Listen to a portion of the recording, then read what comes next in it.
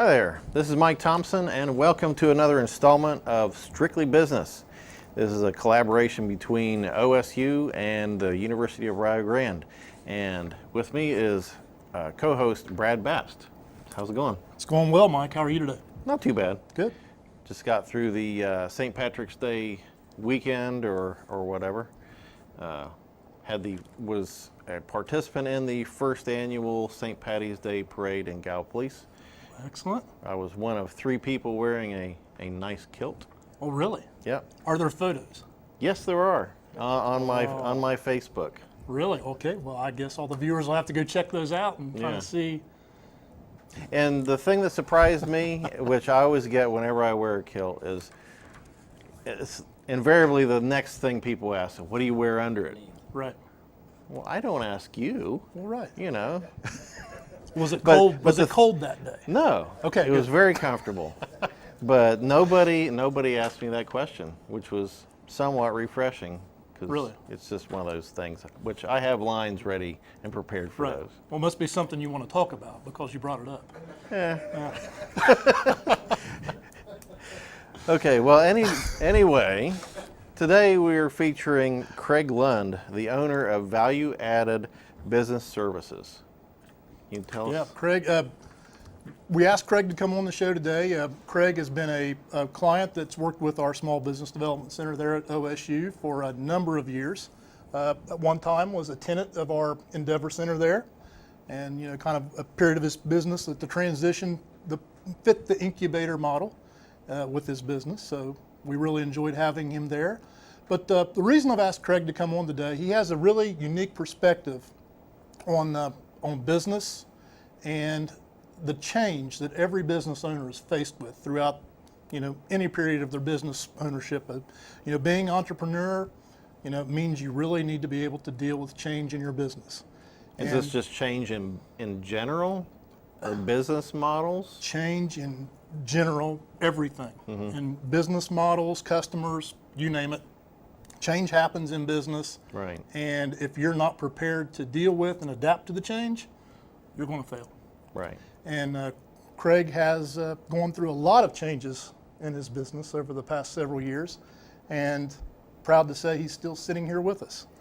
And that means that he can deal with change because, especially over the last 10 years, there's been a lot of change in the economy and a lot of the change in the way business is conducted. And Craig has weathered that storm. And he's got a lot of good information to share with business owners and a lot of thoughts that can help them move forward, deal with that, be successful, and also some thoughts that can help strengthen the local economy that we have here in Southern Ohio. So how long have you been in business? We started in January 1st of 1997. Okay. So I started here at the college in '88, and at that point in time we were teaching people how to use 16 millimeters and slide projectors and mimeograph machines, and I think they may have been still using the carbon paper. I imagine over those years you've seen a lot of different changes in your area. Well, I have, and even preceding that for 10 years I was with a national business forms manufacturer, and that entire industry has been decimated. There's it's all become digital anymore. Is that the type of form which, when you write on the first copy, the second copy copies it? Without the carbon paper. Carbonless paper. Right. Manufactured primarily up in Chillicothe at the meat plant. It was meat back then. So yes, times have changed dramatically. So what was the main change that you had to get through with that? Well, when we started in '97, it was primarily just doing business forms. Okay. But over the next 3 to 4 years, the laser printer pretty much destroyed that business nationally. Do people print their own forms now, or? They call it email. Oh, okay. So they shouldn't print it, but they still do use a lot of paper in that regard. So in dealing with the customers I had at the time, the change that took place was still to create the efficiencies of the form systems, but then it migrated over to office supplies. How much did you act as an advisor of sorts at that time, or what are we going to do when we're moving out of this? Well, the training that I had all along was in systems analysis and creating efficiencies in the business place. So as a customer or somebody in the business, they were changing from one system to another, then we helped guide them through the process. For example, if it were a repair order in a car dealership, then they had to figure out how to print that paper, get it filed, then it become digital, and go through that entire process. And we literally took the customer by the hand and walked them through the process. And then you probably have other change as far as delivery and ordering and communications with people. Well, to a degree, the communications is very important, and I think it's one of the keys to why you want to do business locally. At least have local representation, because the person who interacts with you, the business, back to the company and to the network of manufacturers and distributors, needs to have that communication so they truly understand what the business needs. Anymore, where there used to be categorical lines between office supplies, printing, janitorial supplies, t-shirt printing, business cards, all that personalized kind of product, that has changed dramatically, where there's no real division between those lines anymore. So a customer has never been trained on what belongs as a pen and pencil belongs in a office supply category, whereas toilet paper doesn't. It's the janitorial category. Right. But in today's environment, through the change of distribution and all the plethora of SKUs that are out there, now it all becomes into one really big, huge market basket. So what do you do in value-added business services? What's your range of products? We have a basic 3-point program. One is what we call it the custom side. So we still deal with printing, whether it be envelopes, labels, tags, letterhead, stationery, that kind of thing. Imprinted t-shirts, hats, all of that. And then the second leg would be the office supplies, and then the third leg would be the janitorial supplies. Okay. I think, as a business person, to me, I'd rather write one purchase order and make one order for everything. I guess it's sort of like going to a big box store or something, where I can get a lot of things in one fell swoop, rather than have to go to here and have to go to there and dealing with all these other invoices. I can deal with one person for all of it. You hit the nail on the head right there. That's a big issue with Craig, and for businesses to understand the time savings and how that can really impact their company. So if you want to share some more on that, I know it's something we've talked about a lot. Well, in terms of Mike, you brought up as far as one of the changes that is out there right now, the internet has caused everybody to be able to get price very easily. But what's happened is that the efficiency of the processes has been destroyed. And so now there's chaos all over the place. Controllers today are looking for ways to be able to control the spend, because they're unable to keep a handle on it anymore. So when we go in there, and we've done this even as recently as 2 weeks ago, started a new customer who had the same problem, and where they had any number of people ordering their office supplies and one person theoretically responsible for it. We went in there and said, if we could make that easier for you, would you benefit from that? And the person responded, you would do that? So this is like an unheard service that you can't get on the internet. We're going to go in there and take inventory and keep track of their high moving items, because I think it's crazy to have jeopardized your business because you ran out of copy paper. You need not to manage that. You need to manage what your business is all about. Right. So we did it, in one section of the business that was the office supplies. We went to another section of the business that took care of the janitorial supplies, and they had the same situation where they were buying 2 and 3 months of things at a time. The cage that they were kept in couldn't even hold it all. And so one day they'd run out of this, but on the next day they'd have 3 months of that. And so they needed to have a managed program to have some chaos management to all of this. And it probably helps in a cash flow situation also. In all ways. I believe a statistics that was released probably 40 years ago from the United States Chamber of Commerce said, for every transaction, it costs you $175 in processing costs. So if you reduce the amount of transactions, the amount of time that you've got to put into that whole process, then you're going to save money even if the product theoretically costs more. Right. And that's probably another good thing about using a service like yours, which is local. I'm not sure what your area is that you cover. You probably go national or whatever, but is that local customer service and attention to your customer that you can give that a big national chain that you just order off the internet? Well, it's a combination. We've got a 6,000-foot distribution center, if you will, in Jackson.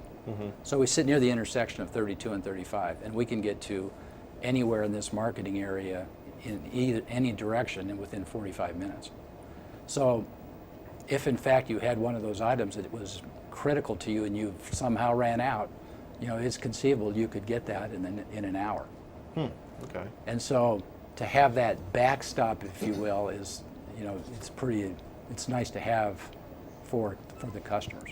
Right. But we want to teach them and train them, the value of doing business locally and the value of having a person involved with your operation, your business, not only is to help you do business better, to take care of these things that you won't have the time to do properly, but there's also probably some networking opportunities there. So, for example, if you're doing business with a flower shop, with their supplies, there might be somebody you run across in your travels in the selling world that's you've run across somebody who needs a flower shop. Right. It happens a lot in the car business. Oh yeah, I bought a car here, but that's because they were out servicing that dealer at the time, and there was enough of a relationship that there's another benefit of getting business sent their way that they may or may not even know. That's good. Well, maybe to back up just a little bit from that, we started out talking about, forms, and now we're talking about all of these different supplies. What's going on here? How'd you get from point A to point B? And what are some of the things that drove that change? Again, it started, I keep talking about car dealership, but it's kind of where it started because the customer I was serving at the time had a need for this area in between an office supply dealer and a custom printing type person of either side could supply these things. But in this case, they needed to design a filing system for their paperwork. Well, it goes into a specialized kind of filing cabinet. It's the kind of filing cabinet that you'd use in a doctor's office. So you'd have in-temp and be able to get the cabinet, the folders, the labels that go on the folders and do all of that. It took being able to be on the office supply side of the world to supply the customer. Okay. So we aggressively sought, and Morning's Office Supply was available at the time because they wanted to retire. And so we sought that relationship, and we're able to bring that to bear to benefit the customer. But we needed a whole host of office supplies at that point then, and then it grew. Okay. So now we're all of a sudden being able to offer and have it category expertise in office supplies and printing as well. Okay. And the thing with all of these supplies is you have to have some knowledge about all of them. In staplers alone, there's probably 5,000 of them out there. Well, there's got to be some differentiation between that, and I just don't think anybody's got time to figure that out. The truth of the matter is you need 3 staplers. You need one for 2 sheets, and you need one for 20 sheets, and you need one that'll do 100 sheets. But again, unless you know where to look, how to look, who to talk to, we have all the manufacturers that we can bring to the customer as well as to help them through the process. Okay. So when you purchased Mornings, you not only purchased that company and the ability to supply the supplies, but you also got maybe some knowledgeable staff. Oh, absolutely. And one of the key things that we were about very much at that time is we wanted to preserve the jobs.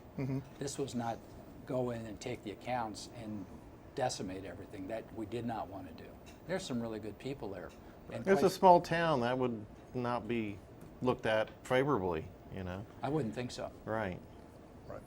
Wouldn't think so. Now, the same thing happened when we went with the janitorial supplies because in 2008 we acquired Barco, supplies out of Waverly. Okay. The situation there at the time was the owner had died. Okay. So the people there were operating the business without any real leadership, and it was kind of just going on. So we got involved, and again, we were able to save the business, save the jobs. We moved the location itself to consolidate centrally in Jackson so we could serve all our customers from the one distribution point. Okay. We were able to save the delivery jobs, which we still have 2 delivery routes today. But again, the janitorial supplies is another one of those things. There's a whole level of expertise that you need to understand with that. You know, what kind of paper towel do you want? When is a roll of toilet paper, when is it this wide, when is it this wide, is it 1 ply, 2 ply? And you've got to go through all of the heartache with that and figure it out in the meantime. Yeah. Change is big in a lot of companies, and I know one of the biggest complaints that you hear from employees that work in a place is the toilet paper. You know, the toilet paper they stock in the restrooms. Everybody complains. What grade of sandpaper is it? You know, Right. and it's Well, we had a customer, if we're telling stories, that came to us out of frustration because the maintenance people were spending all their time in cleaning up the mess caused by too thin of toilet paper.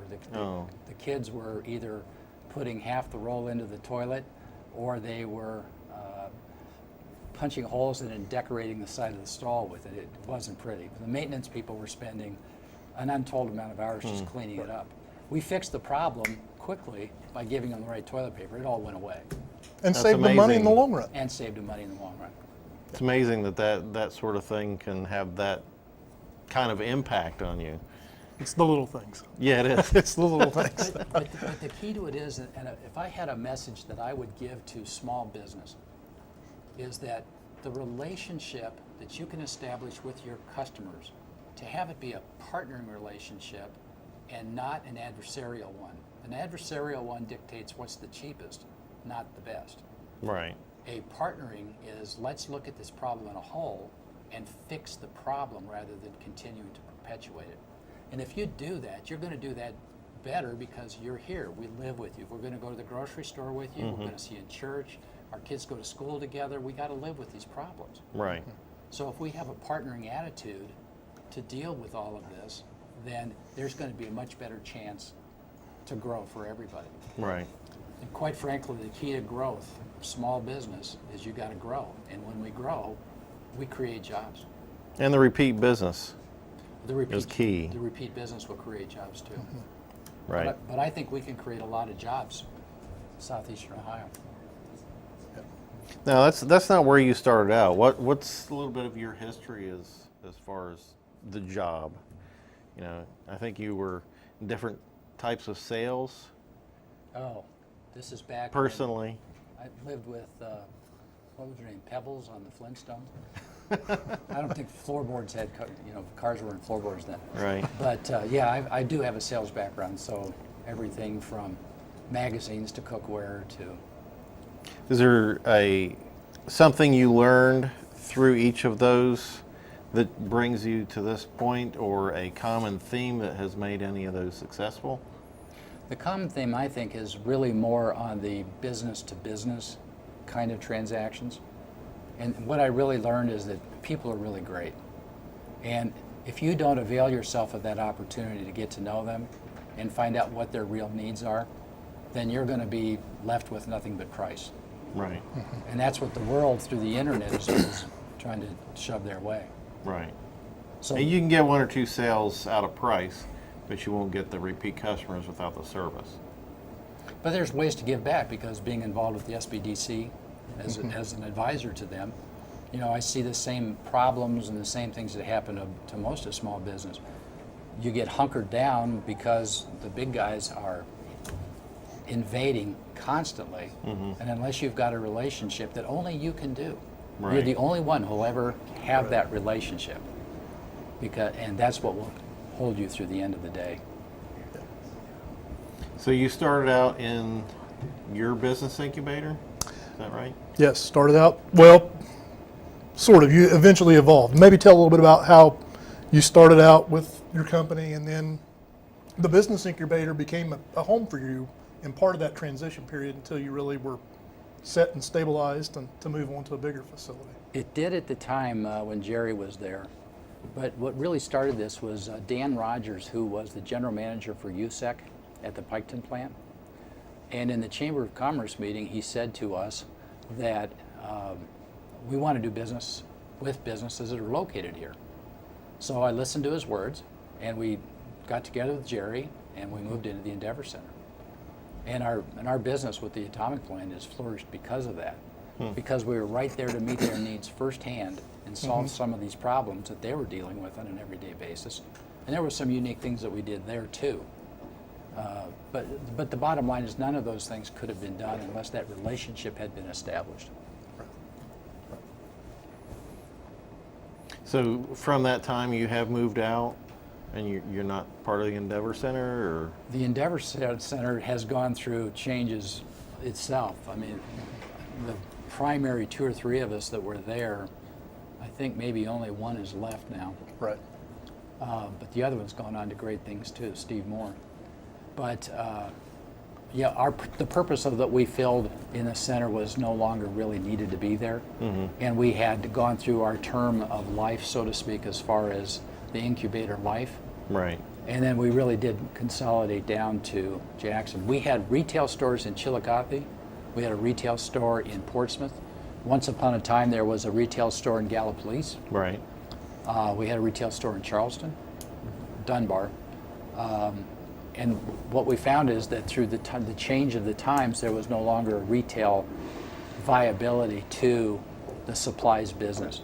So we really had to consolidate all those and close those down and bring them all into here. So again, to be able to service our customers however they want to be serviced.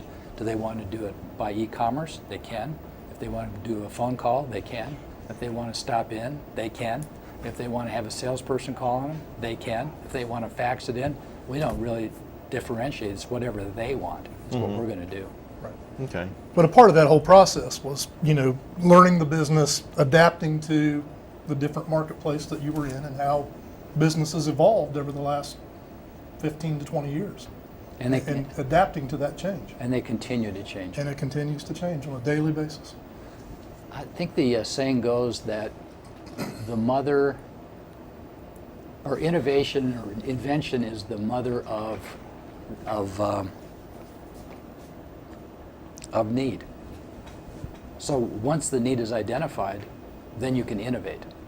But there is no way that you're going to be able to do that unless you're there with the customer, identifying those needs, thinking outside the box, and bringing in some creative solutions to those. What do you see as your challenges going down the road the next 5 or 10 years? To continue to do this, to continue a legacy with this style of business that can go on for many years to come.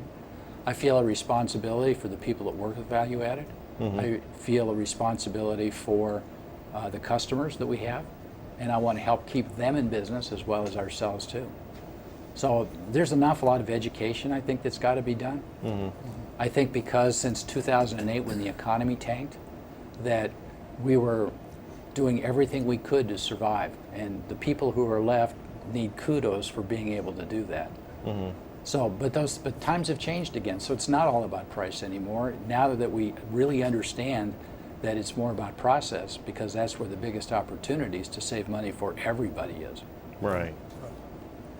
Well, and as we were talking a little while ago, on the subject of change, when you really get to the point where your company's feeling the need and feeling that pain to make a change, it's probably too late.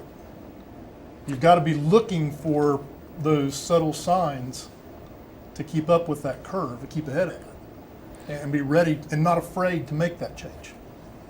When maybe change doesn't need to be made yet, but you've got to be proactive. Sometimes you have to blow it up Yeah.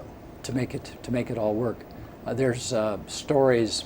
One notable one I can think of is Blockbuster Video. A few years ago, had an opportunity to buy this young upstart called Netflix, and they said to themselves, "Well, our business model is so successful, we don't think it's ever going to change, so we're going to pass on Netflix." So There is no That was Blockbuster anymore. Suicide there. Yeah, first when I've been to the National Association Broadcasters Convention, and making that jump in your head is sort of a large leap, and the paradigm shift of how do you mean, I've been in broadcasting for a long time, and, we just basically put on shows and you watch it when it comes over the transmitter. And now you're telling me I can dial up and I can start this show at any time that I want, and of thousands of shows? How's that going to work, So, but now we're all used to it, and it's one of our demands that, well, I don't want to watch it now, I want to watch it then. So it's all about doing what people, I guess. So I see our role in this as helping be a facilitator for our customers. That there needs to be an understanding between the C-level people, the CFOs, the controllers, and the people actually executing what needs to be done as far as the purchases and acquisitions and those kinds of things. And if we can get in and help that communication up and down within the company, then we all stand a better chance. What would be your biggest, thing for advice? So we only have a few more minutes left. For businesses that have been there for a while or just starting up, of being successful? It's to talk to somebody. It's to communicate. It's talk within themselves and talk outside of themselves. And again, because I know the success that we've had being an innovator from the outside, how we can look at things. Sometimes, as they say, you get too close to the forest to see the trees. Right. So You're too busy doing your work right here that you're missing all the change, right? right now, we've got to focus on growth. The growth, particularly in southeastern Ohio, if we grow, we create jobs. We create jobs, we create a stronger community. And that's going to be good for everybody. Mm-hmm. Everybody. So regardless of the size of your business, small or large, I would encourage anybody to have that conversation to find out and establish those relationships with locally based companies that can help you get through these times and innovate. Yeah. Right. Sales and business, it's all about relationships, and Totally. it's not like here's a product, that's a price, and that's it. No, it's about building relationships and I don't know, just the person to person.